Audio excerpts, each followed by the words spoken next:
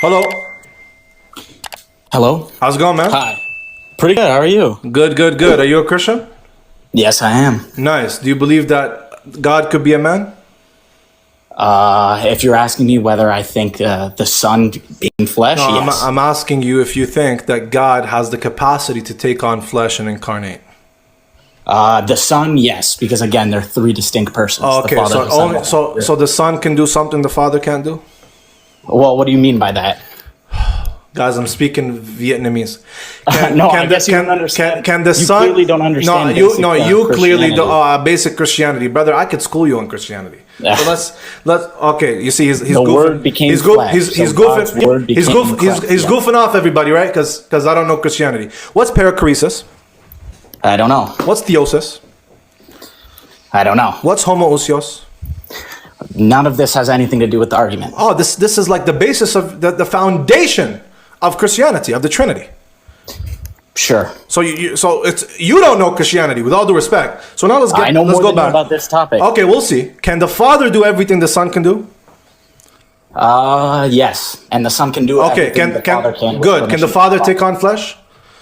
No, but the Son can. The Father allowed the Son. No, wait. No, again. Guys, we're going to try this again. Can the Father do everything? So you don't understand, okay, sir, so sorry. You don't understand respectfully. that the Father is not the Son. And I'm not saying the Father is the Son.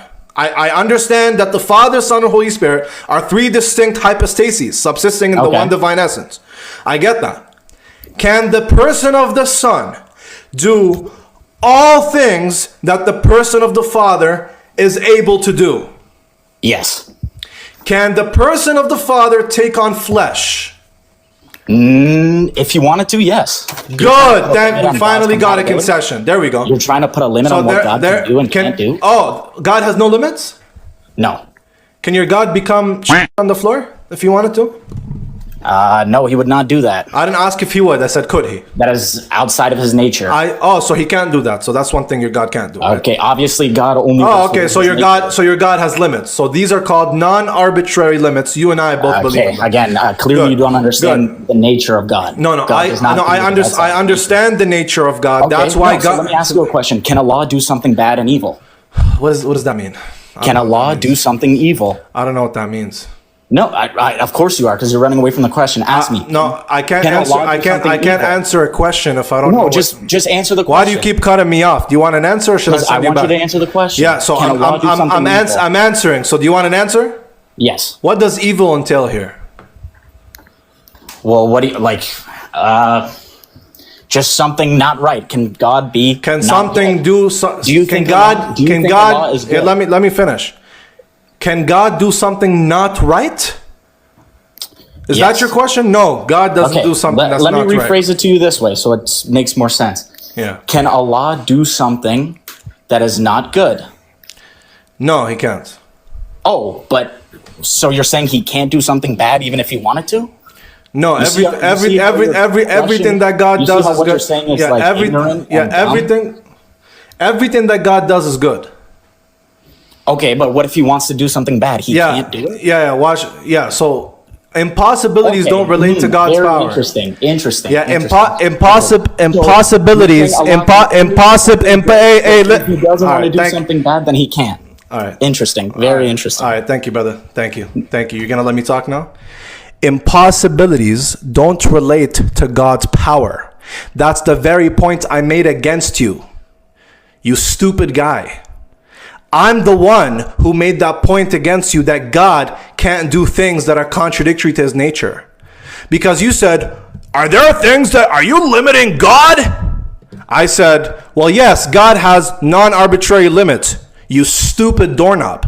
You see, I'm going to treat you like an animal now because you're an arrogant little prick. So now unmute yourself and deal with the question. How about we do that? Oh, I didn't know I was muted. Okay, good. So you agree that God has certain limits, yes? Because you contended that God doesn't have any limits. No, I'm not. What do you mean by limits? I'm saying you said stop. Did you say earlier? Are you limiting God? Did you say that? Yes. Good. Okay, so you say God has no limits, yes? Within his nature, yes. Can God do something bad? No, because that's not. So is that a limit? That is not a part of his nature. Oh, okay. So there are things that God. So there are things that God can, because that was the very point I was making. Don't know what you're talking about. That was about. the very point I was making. Holy, Again, he is so low. You are so stupid, dude. You have no idea. Catch up. Follow. You're so dumb. You're the one who said God has no limits. I'm the one agreeing that God has limits. Are you stupid? I'm the one arguing for that. There's no way, bro, that you can't make this up. You actually cannot make this up. I'm the one arguing that God has non-arbitrary limits.